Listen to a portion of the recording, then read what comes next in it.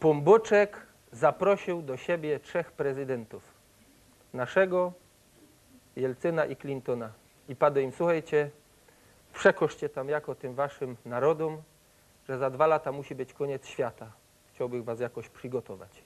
Przyjechali, Ruski stanął przed dumą, powiedział, Pierunie, 2 wiadomości, obie złe. Bóg istnieje i za 2 lata będzie koniec świata. Clinton przed kongresem padał, mam 2 wiadomości, jedna dobro, jedna zło. Dobro jest tako, że Bóg istnieje, pewne. A zło niestety za 2 lata będzie koniec świata.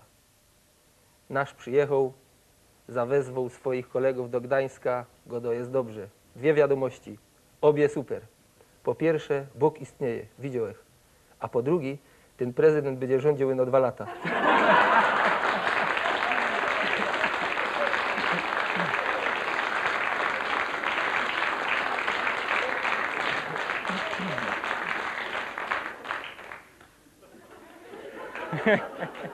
Bez bisów.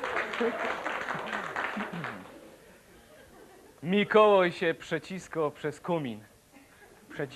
Przeciskał, w końcu wyleciał przez kominek, włazi do izby z tymi prezentami, patrzy, a tam na leżance leży kobieta. Piękno, golusieńko. Onego aż mu skręcić, pado, zrobię to z nią. Ale pado, stop. Jak ja to z nią zrobię, to już nie mam wstępu do nieba. A z drugiej strony, jak ja tego nie zrobię, to jak ja się przecisnę przez komin.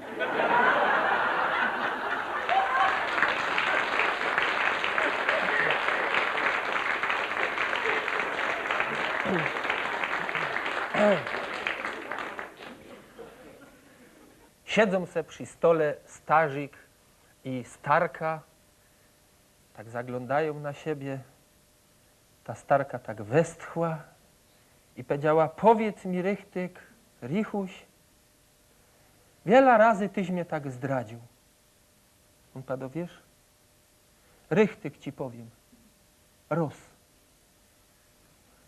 Obejrzyj się, jakby się nam teraz ten roz przydał.